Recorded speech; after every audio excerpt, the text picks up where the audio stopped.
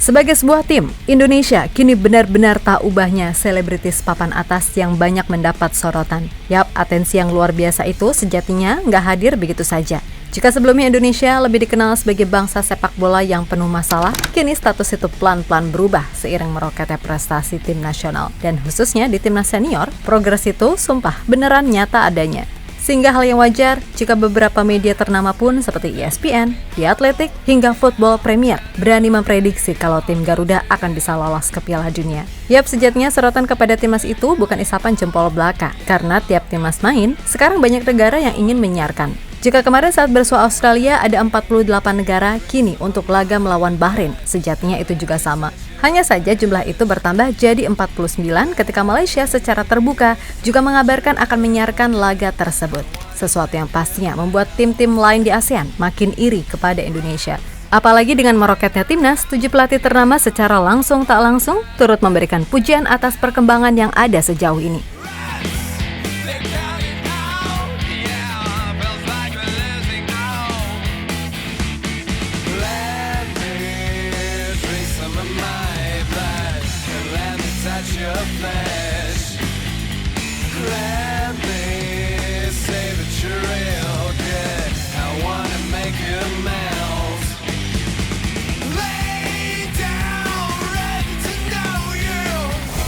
Bukan rahasia lagi kalau timnas Indonesia kini benar-benar jadi daya tarik tersendiri bagi media-media internasional. Bahkan FIFA nih sampai menyebut kalau Indonesia adalah tim paling seksi di kawasan Asia lantaran sorotan yang tiada henti mengarah kepada pasukan Garuda. Tentu saja itu semua terjadi tak lepas dari semua doa dan usaha yang dilakukan. Dan tak lupa, peran supporter di sini juga sedikit banyak membantu membuat segalanya lebih mantap. Pokoknya sekarang, laga timnas Indonesia jadi salah satu laga yang paling dinanti, khususnya di kawasan Asia itu sendiri.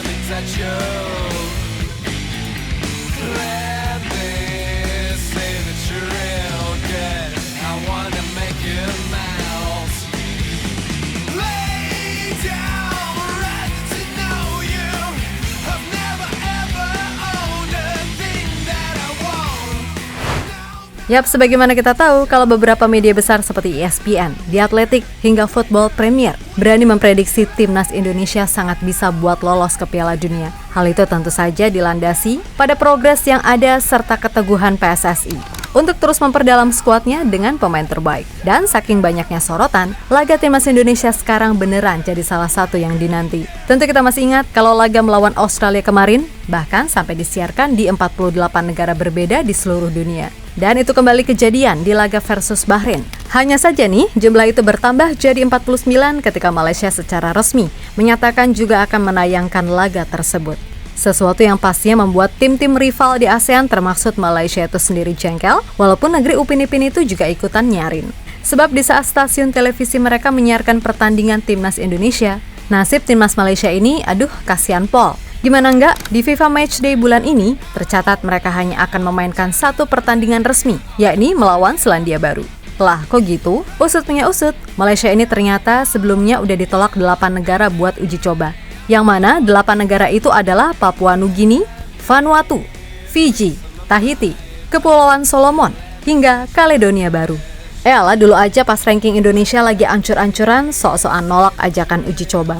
Sekarang makan tuh sakit dan malunya ditolak. Bahkan oleh tim-tim yang secara level dan tradisi sepak bola berada jauh di bawah.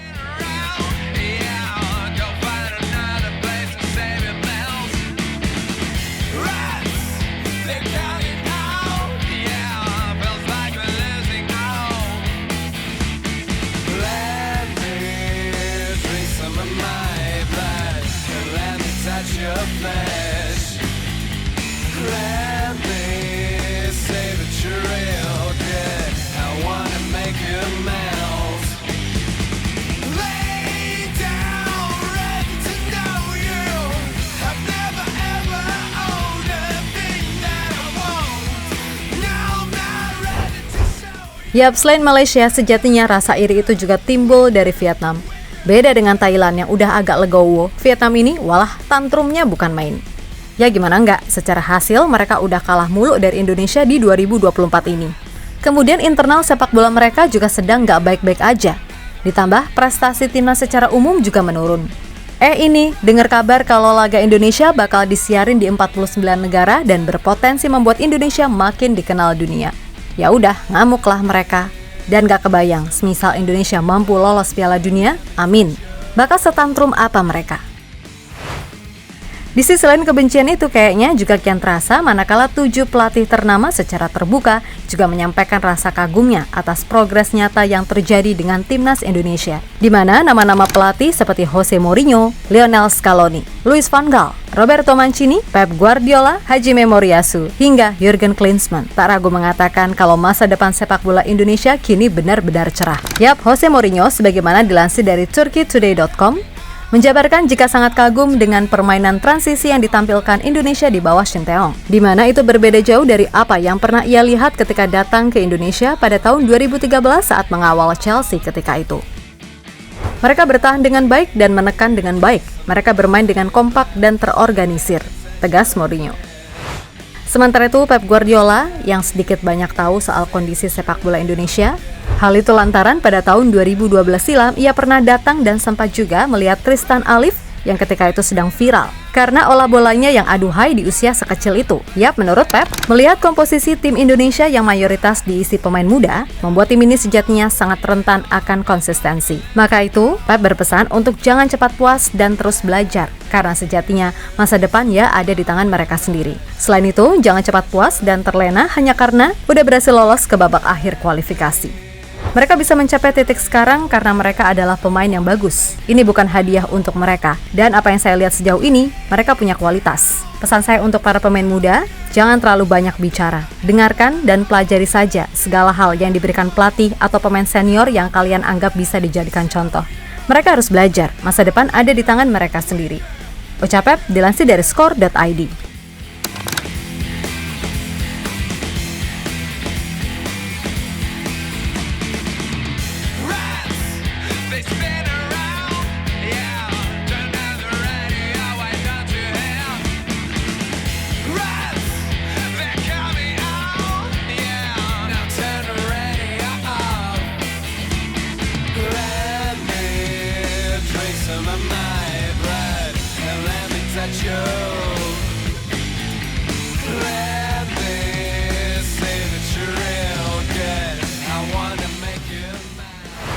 Ya, berkaca pada anggapan mereka tadi termaksud Mancini, Van Gaal, Scaloni, Klinsmann, hingga Hajime Moriyasu. Intinya, arah kemajuan sepak bola Indonesia ini udah benar arahnya. Tinggal dimatangkan dari detail-detail kecil yang ada. Maka secara umum, tim ini bisa kok pede buat menantang siapapun, apalagi jika nantinya kualitas liga, pembinaan, serta semua elemen di level domestik udah membaik. Maka dijamin, sepak bola Indonesia paling enggak akan bisa konsisten bersaing dengan tim-tim kuat Asia.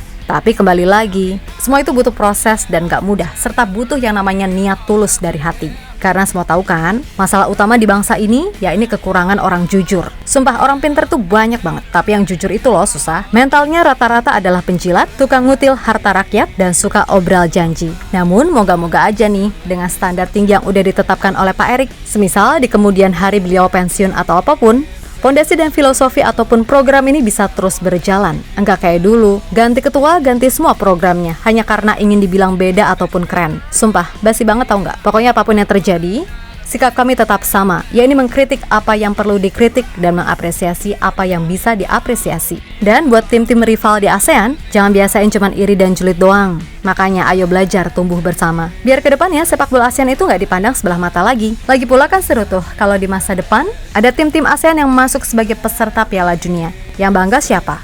Ya kita-kita juga gitu. Jadi ayo sama-sama belajar. Hindari dengki, jauhi gengsi. Mendingan sama-sama tahu diri agar kedepannya bisa berprestasi.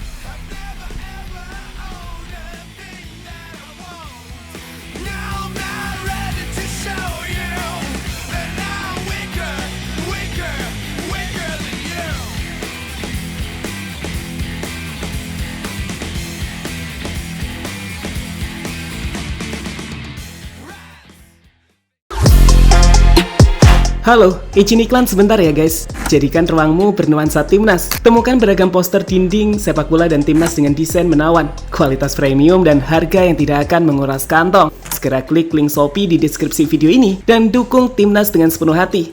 Mulai dari dinding rumahmu.